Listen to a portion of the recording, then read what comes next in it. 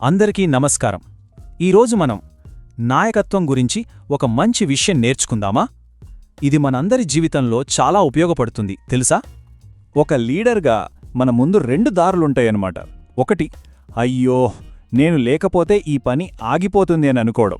ఇంకోటేంటంటే, నేను లేకపోయినా సరే ఈ పని ఇంకా బాగా జరుగుతుంది అని ఆలోచించడం. మరి ఈ రెండిట్లో ఏది మంచి లీడర్ లక్షణమంటారు? దాని గురించే ఈరోజు మనం మాట్లాడుకుందాం. ఒక్కసారి ఊహించుకోండి, అన్ని పనులు తనే చేసే ఒక లీడర్ ఎలా ఉంటారు?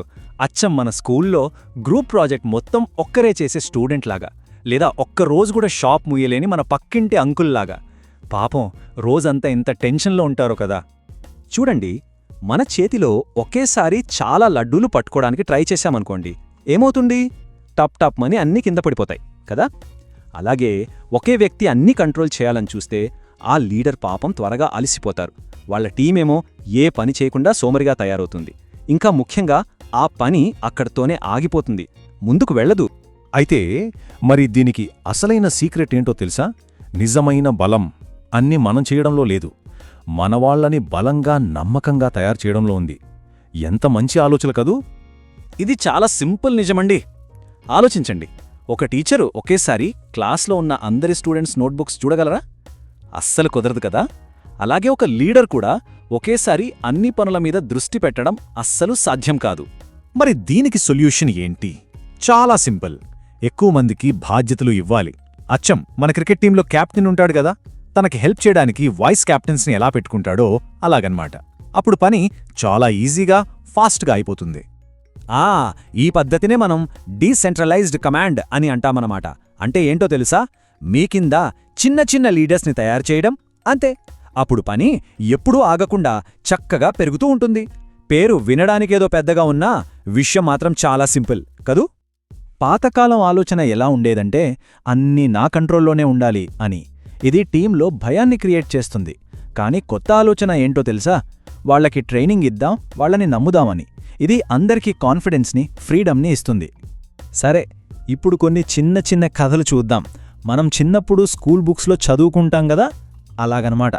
ఈ ఐడియా మన నిజ జీవితంలో ఎలా పనిచేస్తుందో చూద్దాం. ఇప్పుడు ఆశా, రాహుల్ కథ విందాం. ఇద్దరూ క్లాస్ మానిటర్లే. ఆశ ఏమో అన్ని పనులు తనే చేసేది. పాపం దాంతో అలసిపోయి కోపంగా ఉండేది. రిజల్ట్ ఏంటి? క్లాస్ అంతా గందరగోళం. కాని రాహుల్ చాలా తెలివైనవాడు. తను ఏం చేశాడంటే, పనులను అందరికీ పంచాడు. బ్లాక్బోర్డ్ నువ్వు చూసుకో, డిసిప్లిన్ నువ్వు చూసుకో అని చెప్పాడు. ఇక చూడండి, అతని క్లాస్ ఎంత ప్రశాంతంగా, డిసిప్లిన్డ్గా ఉండేదో. ఇప్పుడు ఆఫీస్కి వెళ్దాం. ఇక్కడ మనోజ్, అరవింద్ అని ఇద్దరు మేనేజర్లు ఉన్నారు. మనోజు ప్రతి చిన్న విషయాన్ని చెక్ చేసేవాడు. టీం అంతా అతని కోసం వెయిట్ చేసేది. అందుకే పని చాలా స్లోగా జరిగేది.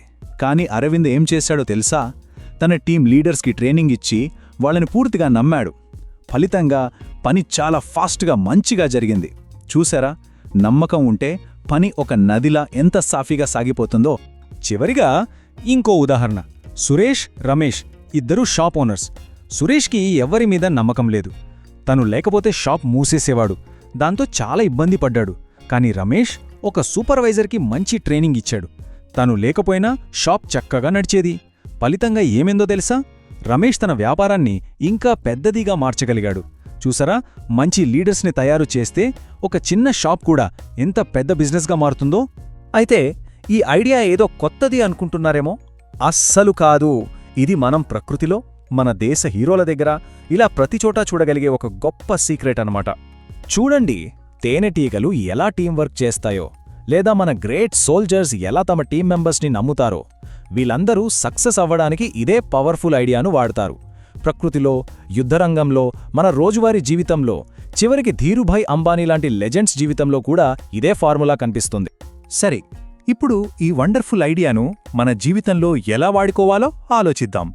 ఈరోజు నుంచే ఒక చిన్న స్టెప్తో స్టార్ట్ చేద్దామా? ఒక్కసారి మనల్ని మనం ప్రశ్నించుకుందాం. మన జీవితంలో మనం ఎక్కడ మరీ ఎక్కువగా కంట్రోల్ చేస్తున్నాం? అది మన స్టడీ గ్రూప్లో కావచ్చు, ఇంట్లో కావచ్చు, లేదా ఆఫీస్లో కావచ్చు. ఒక్కసారి ఆలోచించండి. ఈ సింపుల్ ప్రశ్నలు మనకు చాలా హెల్ప్ చేస్తాయి. నేను ఎవరిని ఎక్కువగా నమ్మగలను? ఎవరికి నేను ఒక లీడర్గా ట్రైనింగ్ ఇవ్వగలను? ఇంకా ఈరోజు నేను ఏ ఒక్క బాధ్యతను వేరే వాళ్లకి ఇవ్వగలను? ఈ ప్రశ్నలకు మన దగ్గర సమాధానం ఉంటే చాలు, మనం వెంటనే ఒక చిన్న మార్పు తీసుకురావచ్చు. దుర్గా సార్ చెప్పిన ఈ మాటలు చూడండి. ఒక లీడర్ పని చేయడం కాదు, ఒక లీడర్ పని ప్రజల చేత పని చేయించడం. ఎంత పవర్ఫుల్ మాటలు కదూ! ఇది మనసులో బాగా గుర్తుపెట్టుకోవాలి. ఈ మాటల్ని మనసులో అనుకుందాం. నేను నాయకులను నిర్మిస్తాను, నేను నా టీంను నమ్ముతాను, నేను ఇతరుల ద్వారా ఎదుగుతాను. సరేనా ఫ్రెండ్స్? గుర్తుంచుకోండి, రోజు ఒక చిన్న విషయం నేర్చుకున్నా ఏదో ఒకరోజు పెద్ద విజయం మనదే.